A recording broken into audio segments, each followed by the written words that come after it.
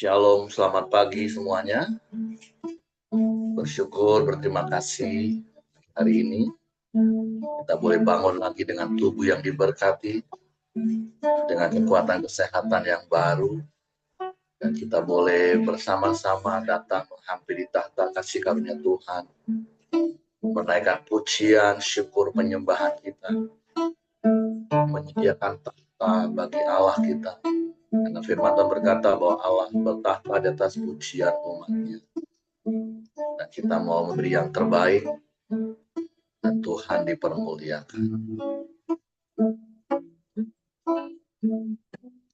Bapa, kami bersyukur, kami berterima kasih kepadamu pagi hari ini. Engkau baik bagi kami, Engkau sungguh baik, Engkau sangat baik bagi kami, teramat baik bagi kami. Kami datang memuji-Mu, kami datang menyembah di dalam hadirat-Mu. Haleluya, haleluya. Saat ku menyembah-Mu, Roh-Mu bekerja.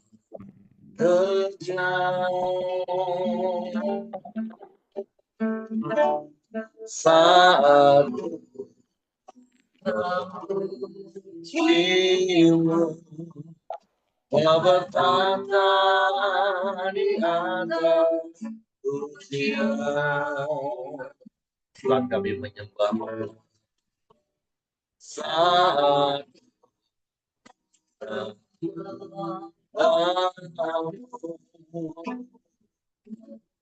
Roh-Mu bekerja.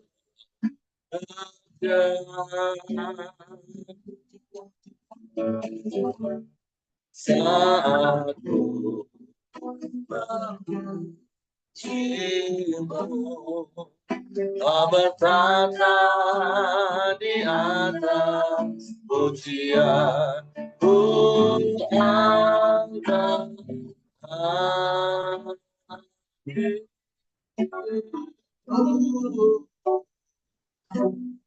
ku pandang kekudusan-Mu, saat ku sembah, ku puji-Mu, ku rasakan kehadiran-Mu Tuhan. Saat ku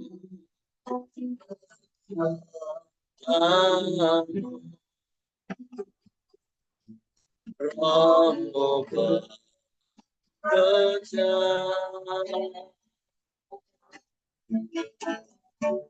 Saat ku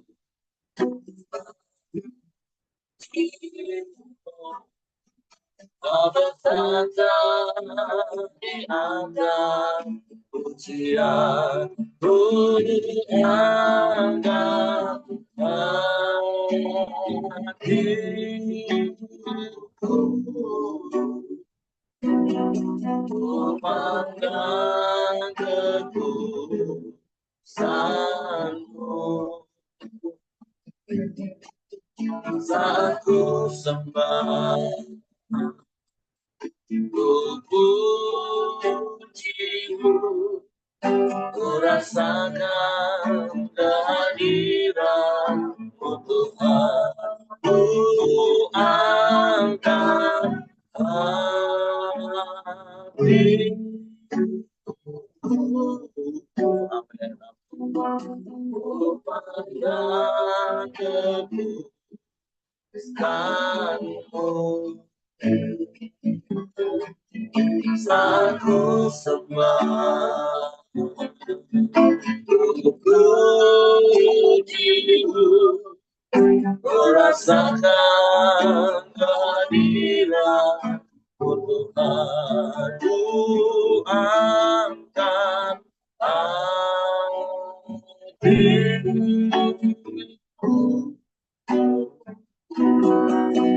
karena kekuasaanmu, satu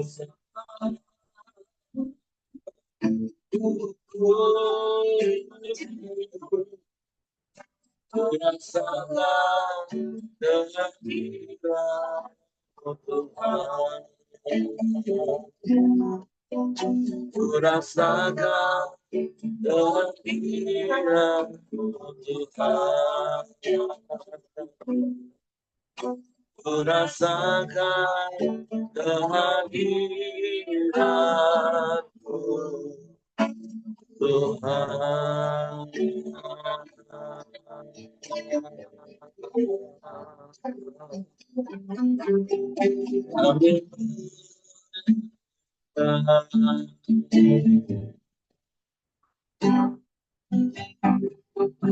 Kami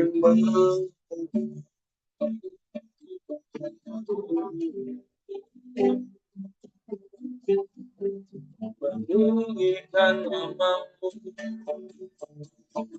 memuliakanmu, Yesus.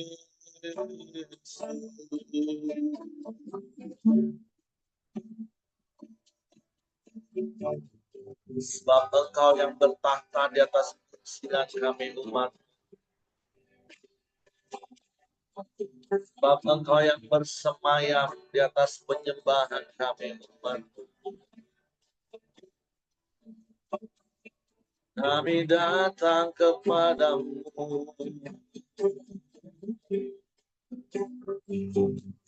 membawa korban pujian dan syukur kami. Sebab Engkau baik,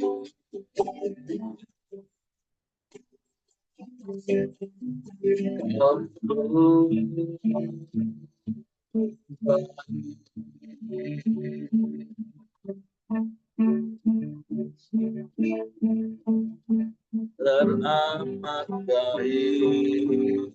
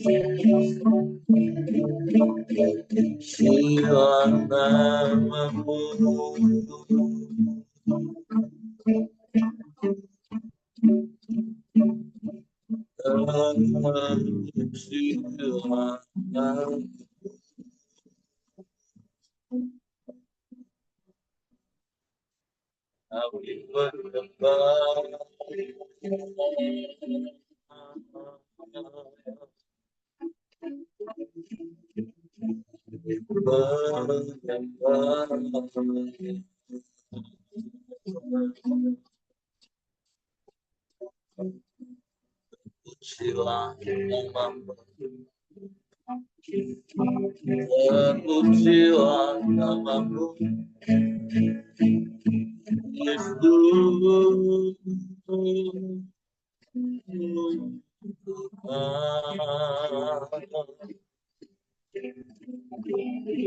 Bapa yang baik, Bapa yang setia, Bapa yang mulia, Bapa yang selalu ada, yang tak pernah tinggalkan kami, Kau tak pernah biarkan kami, selalu bersama kami. Terima kasih, terima kasih.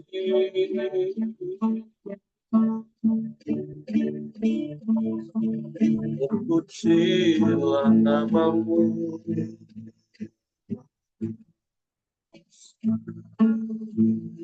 terpujilah namamu.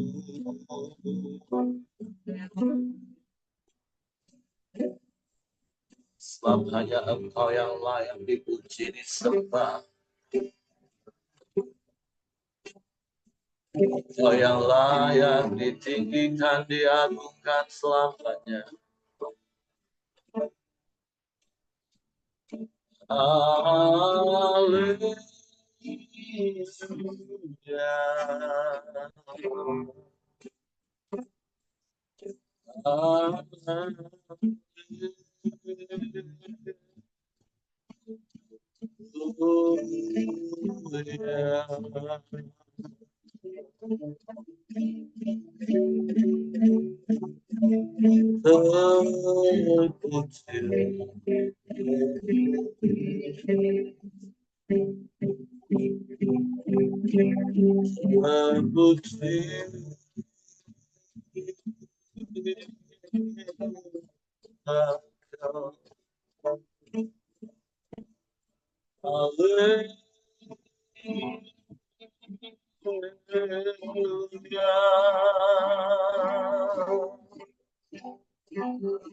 Kami sembah, kami sembah Kau, kami puji, kami tinggikan.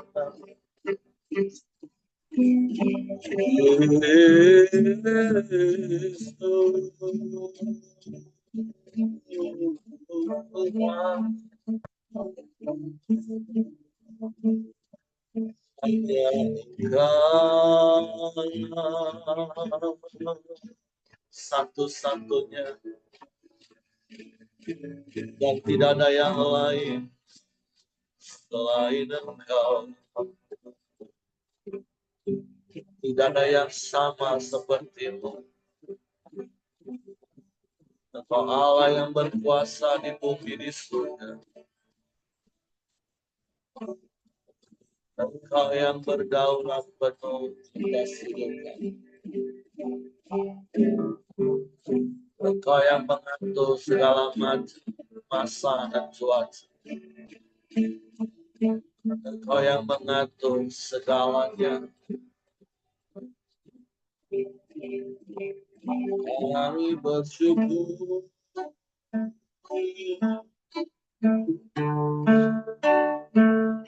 Ebenezer, Ebenezer.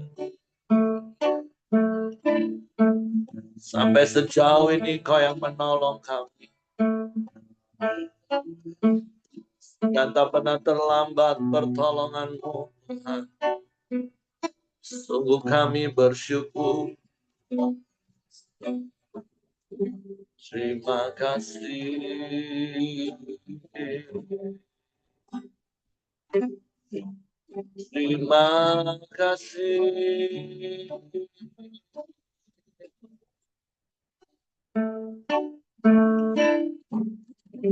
Terpujilah namamu. Terpujilah namamu. Haleluya. Ajaib Tuhan.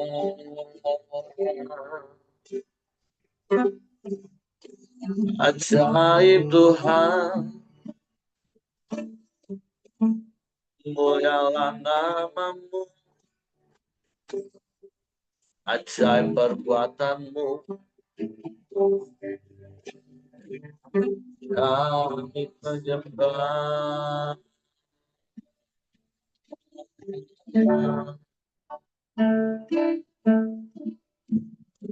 Haleluya, haleluya, haleluya. Syukur bagimu.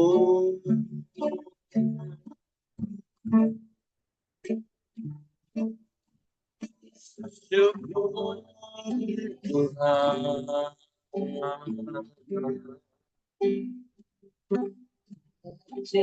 Haleluya.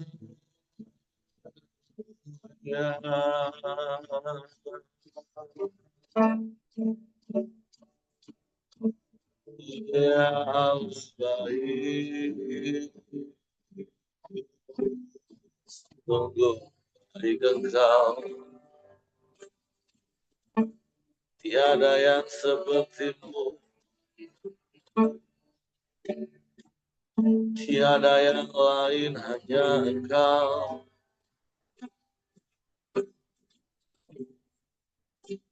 Kami memuji, kami menyembah.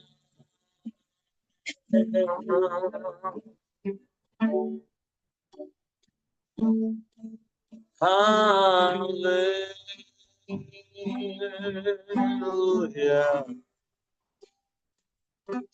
Engkau baik Tuhan, sungguh baik, sangat baik, teramat baik Engkau. Engkau yang selalu baik dan selamanya Engkau baik.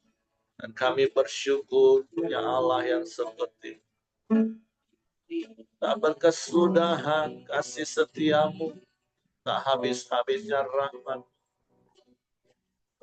Selalu baru setiap pagi dalam hidup kami. Kau nyatakan kelimpahan kasih kemurahan.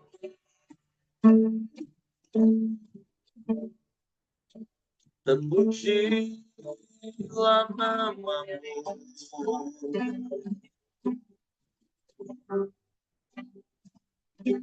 Terpujilah namamu.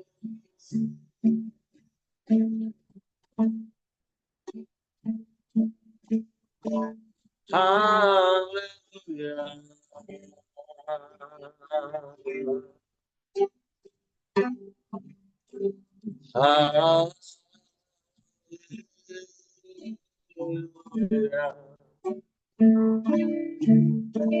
Ajaib Engkau, ajaib Engkau. Mulialah namamu, mulialah namamu. Syukur.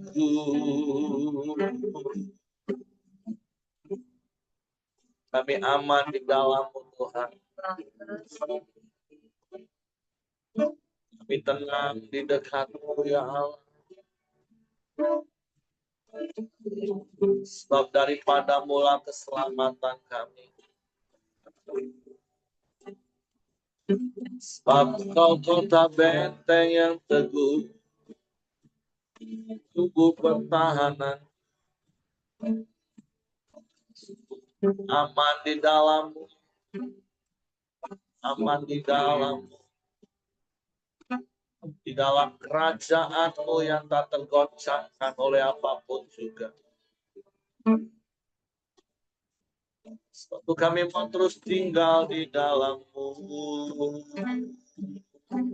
menikmati kasih dan kuasa, menikmati segala yang terbaik yang ada padamu. Syukur.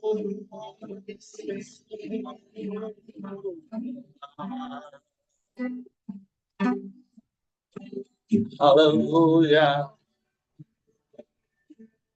Haleluya. Haleluya. Terpujilah namamu, terpujilah namamu. Terpuji. namamu. Terima kasih.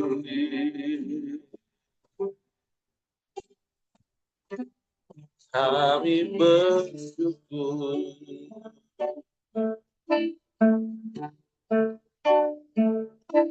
Haleluya, haleluya, haleluya. Hanya Engkau satu-satunya yang kami andalkan.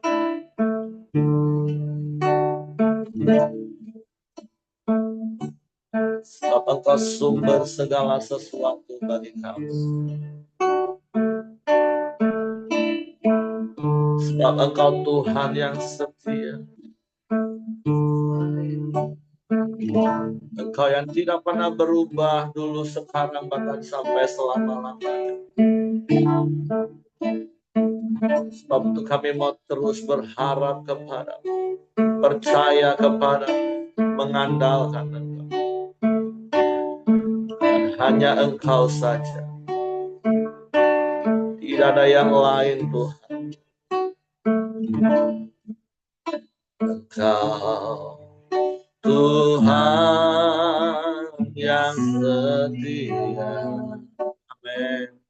Waktu-Mu selalu yang terbaik. Engkau Tuhan sandaran. Amin. Aku hanya akan berharap padamu. Saya berkatakan Kau Tuhan yang setia. Haleluya. Engkau Tuhan yang setia. Waktu-Mu selalu yang terbaik. Amin. Engkau Tuhan sandaranku. Tuhan yang akan berharap padamu. Satu-satunya yang Tuhan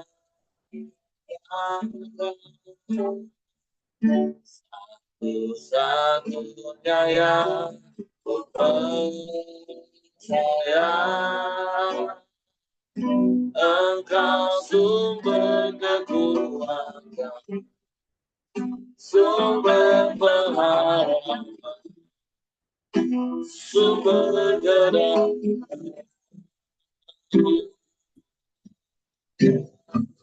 Satu-satunya yang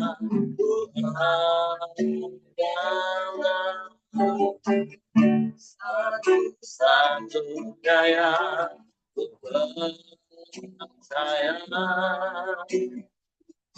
Engkau Tuhan memberkati, Tuhan penyembuhku, Tuhan pemulih.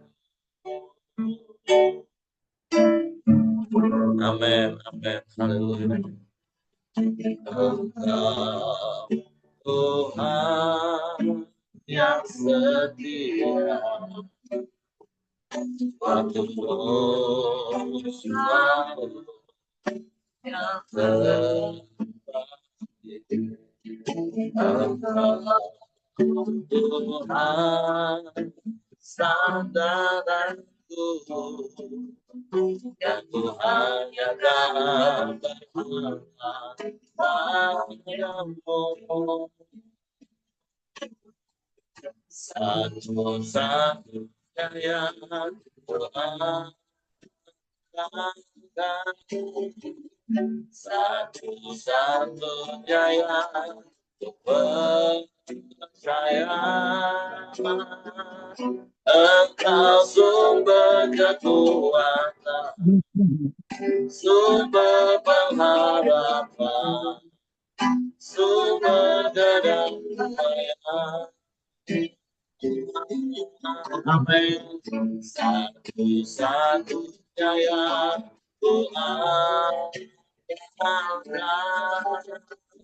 satu-satunya yang bersama. Engkau Tuhan memberkati, Tuhan memupuk, Tuhan memulih. Satu-satunya yang ku andalkan, satu-satunya yang ku percaya. Engkau sumber kekuatan, sumber pengharapan, sumber kebaikan. Satu-satunya yang ku andalkan, satu-satunya yang ku percaya. Engkau Tuhan memberkati, Tuhan penyembuhku, Tuhan pemulih.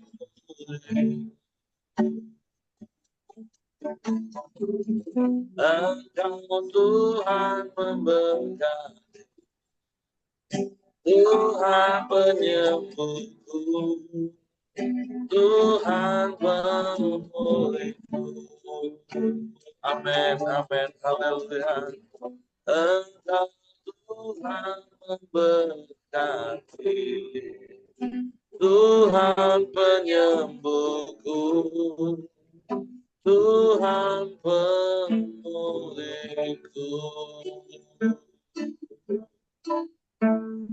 Engkau satu-satunya yang kami andalkan, Engkau satu-satunya yang kami harapkan, dan Engkau satu-satunya yang kami percaya. Sebab Engkau setia, Engkau tidak pernah ingkar janji. Janji-Mu ya dan amin bagi kami. Sebab kami mau terus percaya, berharap, dan menanti-nantikan. Terus berpegang teguh kepada setiap janji-janji firman yang menenangkan jiwa kami.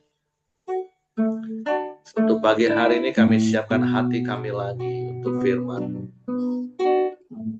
Roh Kudus, tolong kami untuk mengerti dan memahami firman.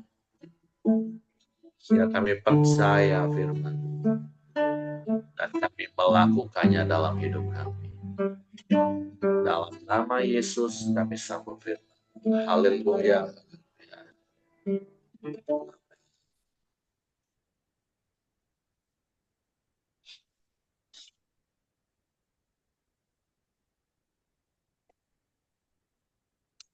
Oke, shalom, selamat pagi. Kita bersyukur pagi hari ini kita boleh ada, sebagaimana kita ada. Saya menggantikan Pak Puyung karena pita suaranya bermasalah. Nah, hari ini kita sudah memasuki kitab Hosea. Dan dari ayat yang pertama kita tahu secara urut-urutan waktu, ya ini berarti kita mundur lagi. Karena kalau bicara tentang kitab Daniel, Yeremia, Yehezkiel, itu kan di masa-masa terakhir pemerintahan baik kerajaan Israel dan terkhusus Yehuda. Nah, tetapi kitab Hosea ini ayat yang pertama saya akan bacakan. Judul Firman Tuhan yang datang kepada Hosea bin Beri pada zaman Uzia, Yotam, Ahaz, dan Hizkia, raja-raja Yehuda, dan pada zaman Yerobeam bin Yoas, raja Israel. Jadi mundur beberapa periode kepada raja-raja, tentu sebelum kerajaan Israel pada akhirnya diserahkan kepada Asyur dan akhirnya terserak-serak ke seluruh penjuru bumi, dan kemudian juga kerajaan Yehuda yang berpusatkan di Yerusalem, yang pada akhirnya kita juga sudah belajar, akhirnya mereka ditawan di Babel, dan kita tahu dan kita banyak mendapatkan pembelajaran-pembelajaran dari kisah-kisah itu.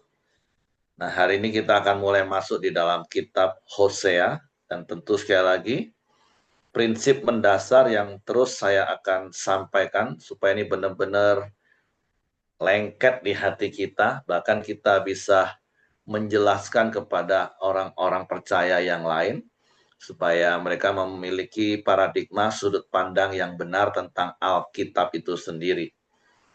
Karena sekali lagi tujuan besar, tujuan mendasar dari Alkitab ditulis, yang saya katakan sekali lagi untuk mengingatkan, Alkitab ini kan ditulis oleh 40 orang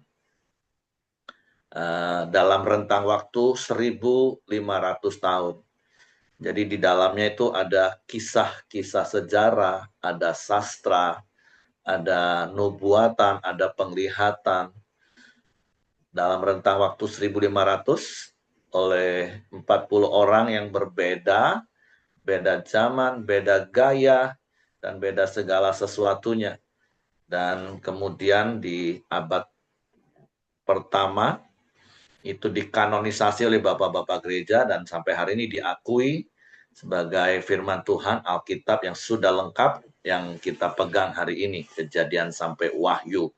Dan tujuan mendasarnya adalah, ya karena sekali lagi firman Tuhan itu adalah seperti buku manual untuk manusia yang adalah produk surga. Dan berkali-kali saya katakan, kalau Bapak Ibu membeli produk pabrikan apapun akan disertai dengan buku manual, yaitu buku petunjuk untuk melakukan apa yang harus kita lakukan supaya produk itu tetap awet, produk itu tetap maksimal digunakan. Dan yang kedua adalah peringatan-peringatan, yaitu pemberitahuan hal-hal apa yang tidak boleh dilakukan supaya tidak merusak produk itu. Nah, itulah tujuan dari firman. Sehingga seperti beberapa waktu yang lalu di khotbah hari Minggu, saya pernah cerita, karena ada satu jemaat yang memiliki pemikiran sama seperti semua orang beragama pada umumnya. Mereka berpikir pokoknya yang namanya firman Tuhan itu ya harus secara hurufiah, letterlux, itu harus diikutin. Nah, itu kan bisa bahaya. Padahal di Alkitab itu ada kisah-kisah yang ditulis justru bukan untuk diikutin, tapi jadi peringatan jangan diikutin. Kan ya contohnya banyak kan, apalagi di perjanjian lama kan. Bisa memiliki istri banyak, walaupun sejak semula tidak demikianlah kata firman Tuhan. Tapi realitanya ada beberapa tokoh Alkitab yang memiliki istri lebih dari satu. Nah, jadi sekali lagi, ya hari ini kita masuk di kitab Hosea, dan saya percaya sekali lagi akan ada banyak hal yang bisa kita belajar, hal-hal yang bisa kita teladani untuk kita ikuti, lakukan, supaya hidup kekristenan kita maksimal, hidup kekristenan kita menjadi semakin serupa dengan Kristus. Tapi tentu juga ada hal-hal yang menjadi peringatan bagi kita untuk tidak kita lakukan, supaya hidup kita nggak rusak. Nah, jadi saya akan baca lanjut dari kitab Hosea pasal pertama ayat yang kedua sekarang. Keluarga Hosea sebagai gambaran Israel yang tidak setia. Nah, jadi kalau bicara tentang Israel, sekali lagi dalam konteks kitab Hosea, ini dalam keadaan di mana bangsa Israel sudah terpecah menjadi dua, yaitu kerajaan Israel dengan 10 sukunya, dengan ibu kotanya Samaria, dan 2 suku kerajaan Yehuda dengan ibu kotanya Yerusalem. Ketika Tuhan mulai berbicara dengan perantaraan Hosea, berfirmanlah ia kepada Hosea, "Pergilah, kawinilah seorang perempuan sundal, dan peranakanlah anak-anak sundal, karena negeri ini bersundal hebat dengan membelakangi Tuhan."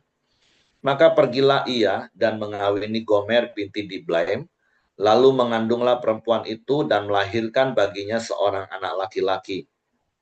Kemudian berfirmanlah Tuhan kepada Hosea, "Berilah nama Yisrael kepada anak itu, sebab sedikit waktu lagi, maka aku akan menghukum keluarga Yehu karena hutang darah Yisrael, dan aku akan mengakhiri pemerintahan kaum Israel. Maka pada waktu itu, aku akan mematahkan busur panah Israel di lembah Yisrael." Lalu perempuan itu mengandung lagi dan melahirkan seorang anak perempuan. Berfirmanlah Tuhan kepada Hosea, "Berilah nama Lo Ruhama kepada anak itu, sebab aku tidak akan menyayangi lagi kaum Israel, dan sama sekali tidak akan mengampuni mereka. Tetapi aku akan menyayangi kaum Yehuda dan menyelamatkan mereka demi Tuhan Allah mereka. Aku akan menyelamatkan mereka bukan dengan panah atau pedang, dengan alat perang atau dengan kuda dan orang-orang berkuda." Sesudah menyapi Lo Ruhama, mengandunglah perempuan itu lagi dan melahirkan seorang anak laki-laki. Lalu berfirmanlah ia, "Berilah nama Lo Ami kepada anak itu, sebab kamu ini bukanlah umatku, dan aku ini bukanlah Allahmu. Tetapi kelak, jumlah orang Israel akan seperti pasir laut yang tidak dapat ditaka dan tidak dapat dihitung, dan di tempat di mana dikatakan kepada mereka, kamu ini bukanlah umatku, akan dikatakan kepada mereka, anak-anak Allah yang hidup. Orang Yehuda dan orang Israel akan berkumpul bersama-sama, dan orang akan mengangkat bagi mereka satu pemimpin, lalu mereka akan menduduki negeri ini, sebab besar hari Yisrael itu." Nah, jadi bicara tentang kerajaan Israel, yang notabene-nya ya memang itu bukan garis keturunan dari Daud. Kalau kerajaan Yehuda itu garis keturunan dari Daud itu masih terus berurut-urutan. Karena kalau di dalam kerajaan Yehuda, kalau kita lihat di kitab Raja-Raja, ada masa di mana ada kudeta, ada pergantian raja dari orang lain, dari negeri lain. Jadi tidak terdiri dari satu garis keturunan. Nah, dan sekali lagi ya kita tahu, sehingga kerajaan Israel jauh lebih rusak kalau boleh dikatakan Bapak Ibu. Jauh lebih rusak dan jauh lebih bejat dibanding bangsa kerajaan Yehuda. Walaupun ya tentu di beberapa raja Yehuda juga ada satu dua yang berkelakuan jahat tidak seperti bapak leluhurnya. Tapi kalau dibuat perbandingan, hampir keseluruhan garis raja-raja kerajaan Israel itu hampir keseluruhannya berbuat jahat. Mereka benar-benar meninggalkan Tuhan, mereka menyembah kepada dewa-dewa lain. Tetapi kalau di garis keturunan kerajaan Yehuda, itu sebagian besarnya mereka melakukan hal-hal yang baik. Nah, jadi sekali lagi, di ayat 1 tadi kan sudah dijelasin, Hosea ini datang di masa beberapa raja-raja Yehuda dan kerajaan Israel. Dan kita tidak perlu heran kalau di ayat-ayat yang berikutnya itu adalah sebuah gambaran bagaimana akhirnya Tuhan begitu murka. Sekali lagi kalau dengar kata murka, Tuhan marah di perjanjian lama, ya kita sudah belajar. Itu bukan berarti Tuhannya itu beda dengan perjanjian baru. Panjang sabarnya Tuhan itu mah sudah, sangat-sangat panjang sabar. Tapi ya memang dasar bangsa Israelnya yang kelewatan, bersundal terus dengan meninggalkan Tuhan, dengan bersekutu dengan dewa-dewa bangsa-bangsa lain, menyembah Allah-Allah bangsa lain, dan berkali-kali, ya termasuk kan Hosea ini nabi yang diutus kepada mereka untuk terus mengingatkan, untuk terus memberi nasihat. Tapi kenyataannya ya mereka tetap bersundal. Nah makanya di fase pertama ini Tuhan menyuruh Hosea untuk menikahi perempuan sundal, sesuatu yang sebenarnya itu bertentangan Karena seorang nabi, seorang imam, jangankan dengan perempuan sundal, maaf, dengan janda saja nggak boleh, kecuali janda nabi atau janda imam. Karena mereka harusnya menikah dengan seorang perempuan yang masih perawan yang belum pernah menikah. Tetapi untuk menjadi contoh, untuk menjadi peringatan yang keras bagi bangsa Israel khususnya, maka ya Hosea harus melakukan hal itu atas perintah Tuhan sebagai peringatan keras bagi bangsa Israel. Sehingga kita baca beberapa anak dilahirkan dengan sebuah pesan-pesan khusus bagi bangsa Israel. Dan ayat yang keempat katakan contoh. Kemudian berfirman Tuhan kepada Hosea, berilah nama Yisrael kepada anak itu, sebab sedikit waktu lagi maka aku akan menghukum keluarga Yehu karena hutang darah Yisrael. Karena Yehu ini membunuh Yisrael, kudeta untuk mendapatkan posisi raja. Dan aku akan mengakhiri pemerintahan kaum Israel. Terus juga di ayat yang ketujuh di situ katakan ketika anak yang kedua lahir, tetapi aku akan menyayangi kaum Yehuda dan menyelamatkan mereka demi Tuhan Allah mereka. Aku akan menyelamatkan mereka bukan dengan panah atau pedang, dengan alat perang atau dengan kuda dan orang-orang berkuda. Karena kalau ayat yang ke-6 dikatakan Tuhan nggak menyayangkan lagi kerajaan Israel yang 10 suku itu, karena memang sekali lagi kedegilan hati mereka, kekeras tengkukan mereka untuk melawan Tuhan. Dan sementara Yehuda sekali lagi berkali-kali kalau kita baca di kitab Raja-Raja, maka Raja Sia berlaku benar seperti Daud bapa leluhurnya. Selalu ada ungkapan-ungkapan seperti itu. Sehingga ya dalam konteks zaman itu, dalam perbandingan kerajaan Israel dan kerajaan Yehuda, yang seperti saya katakan tadi, hampir keseluruhan raja-raja Yehuda itu sebenarnya mereka hidup benar, hidup takut akan Tuhan. Berbeda dengan kerajaan Israel yang dipimpin oleh raja-raja yang sebagian besar, kalaupun ada cuma 1-2 yang hidup benar, tetapi sebagian besar hidup jahat. Makanya melalui Nabi Hosea, Tuhan memberikan peringatan yang begitu keras. Jadi sekali lagi ya kita belajar hari ini, mari dalam hidup ini, biarlah hidup kita ini hidup seturut dengan firman Tuhan. Jangan sampai kita mengeraskan hati, seperti ada ayat dalam firman Tuhan yang juga diulang di dalam kitab Ibrani, apabila pada hari ini engkau mendengar suaranya, jangan keraskan hatimu. Tentulah Tuhan akan dengan lembut menegur kita. Makanya seperti yang berkali-kali saya katakan, Tuhan itu kan punya banyak cara untuk bicara, ngomong dengan kita. Yang pertama ya secara audible, yang berkali-kali saya harus katakan dengan jujur, sampai hari ini saya belum pernah dengar secara langsung, secara audible, suara yang benar-benar real di suara dan saya dengar dengan telinga, belum pernah dengar. Nah yang kedua, Tuhan itu akan banyak bicara lewat hati nurani kita. Nah makanya hati nurani kita harus murni, jangan tebal, sehingga kita nggak peka tapi peka. Tuhan sudah nasihati dengan lembut, Tuhan sudah ingetin, sudah nasihati berulang-ulang, enggak mau taat juga. Sampai akhirnya Tuhan harus memberikan SP1, enggak tobat juga kasih SP2, enggak tobat juga kasih SP3. Nah, nanti kalau sudah bentur tembok, udah babak belur, baru ingat, oh ya Tuhan ampun tobat. Itu pilihan di tangan kita Bapak Ibu. Apakah waktu Tuhan menegur, menasehati dengan lembut, kita bersegera bertobat, sehingga kita menjadi anak kesayangan? Dalam artian, sekali lagi, bukan berarti Tuhan nggak sayang ya. Ya, Bapak Ibu juga orang tua kan. Walaupun kita diajar untuk tidak membeda-bedakan, bagaimanapun juga tanpa sadar akan ada perbedaan perlakuan kalau anaknya banyak. Kalau seperti Pak Irwan sama Ibu Nova, anaknya cuma satu. Gimana mau bedain? Nggak bisa. Ini anak yang satu ini enak, kalau baru diomongin aja udah taat. Aduh, kalau yang satu tuh bikin gemes deh.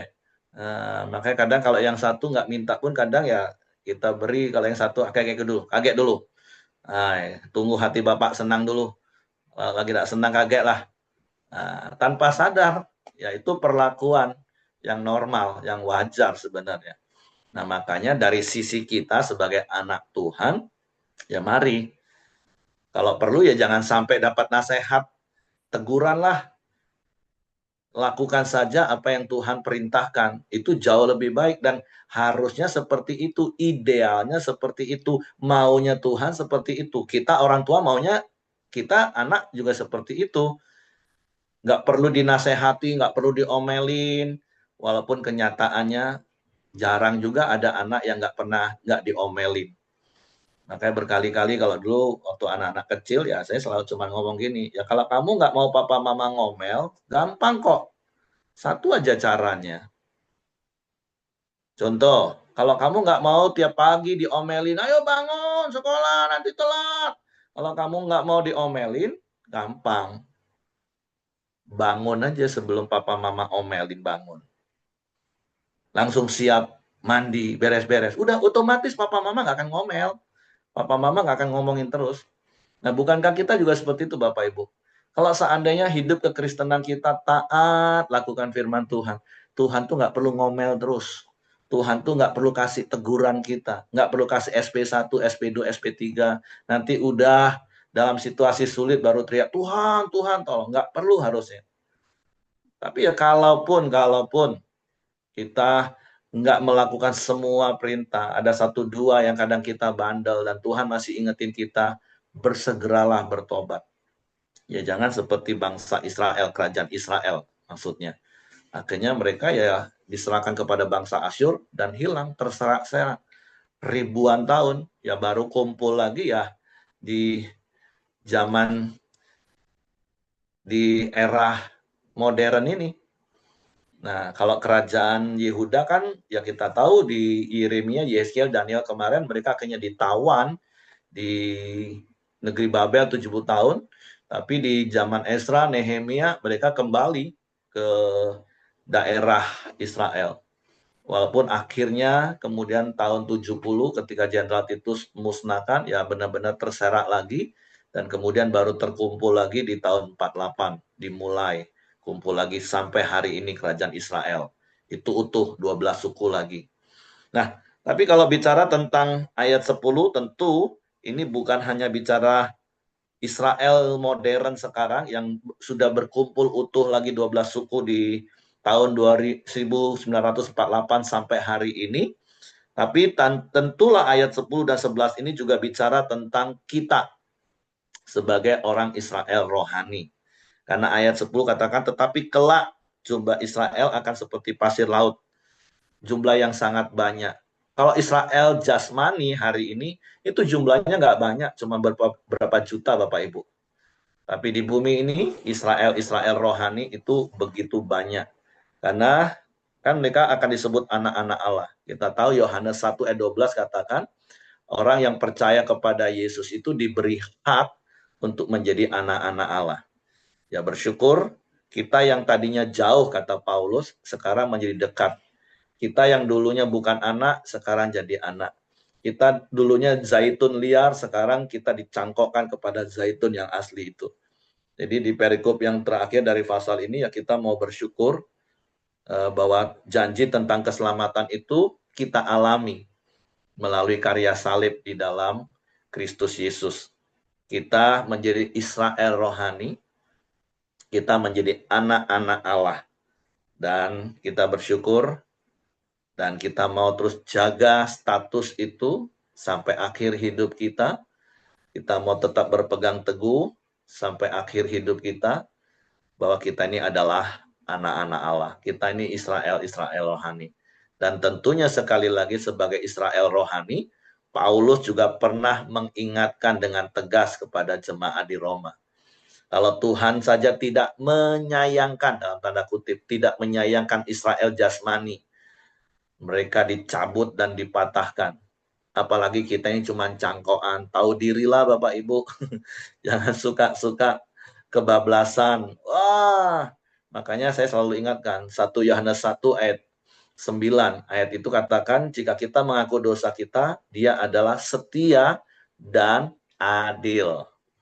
Nah, setianya apa? Ya setia pada perjanjian pengampunannya. Tapi adil ayat itu ngomong apa? 1 Yohanes 1 ayat 9.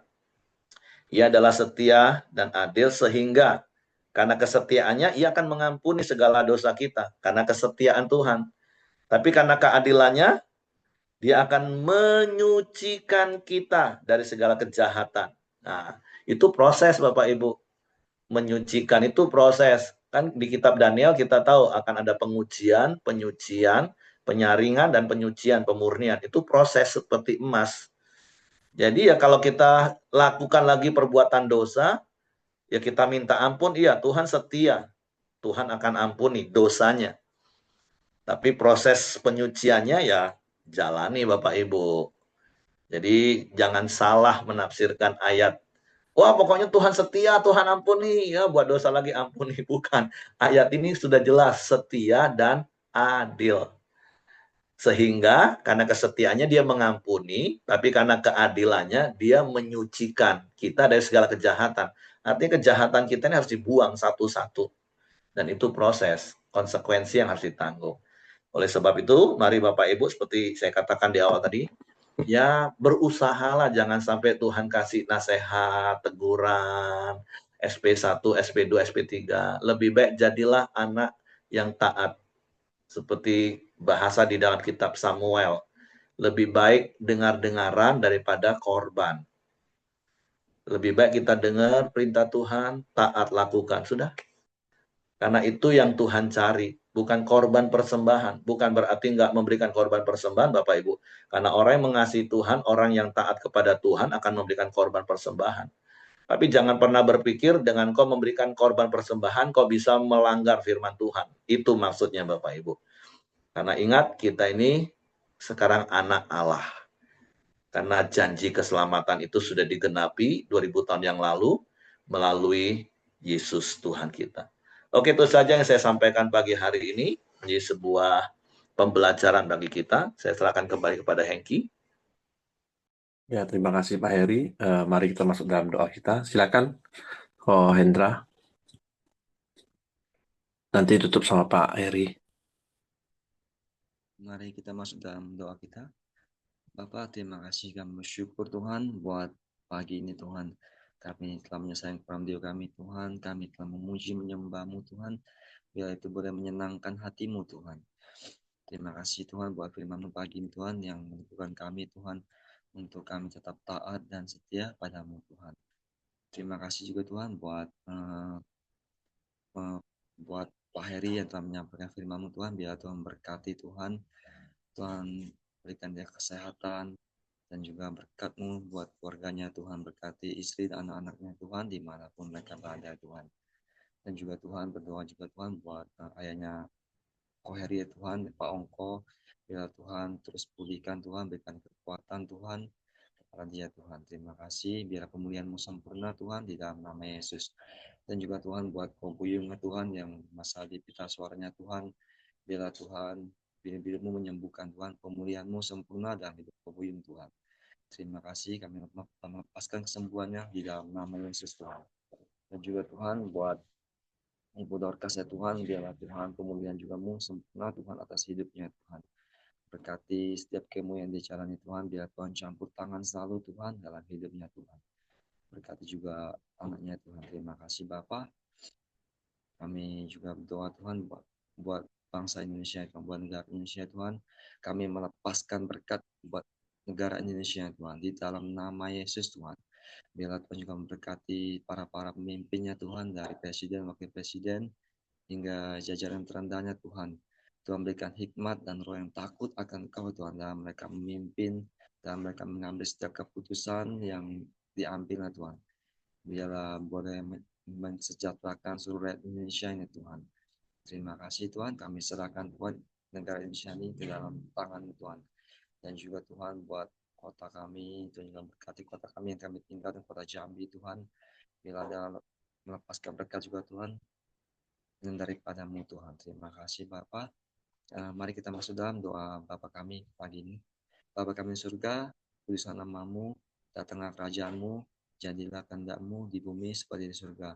Berikan kami pada hari ini makanan kami yang secukupnya, dan ampunilah kami akan kesalahan kami, seperti kami juga mengampuni orang yang bersalah pada kami. Dan janganlah membawa kami ke dalam percobaan, tapi lepaskan kami daripada yang jahat.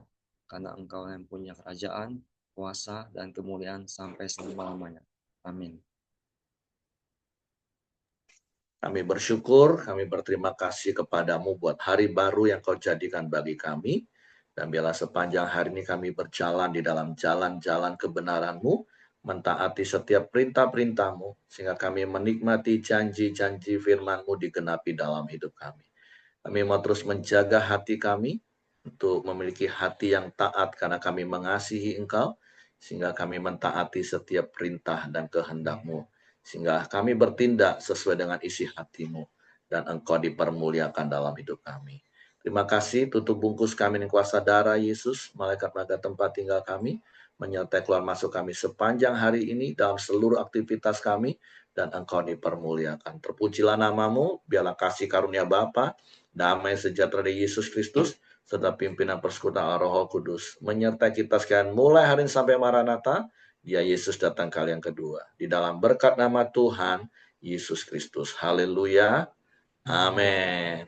Oke, semangat pagi, selamat beraktivitas. Tuhan memberkati.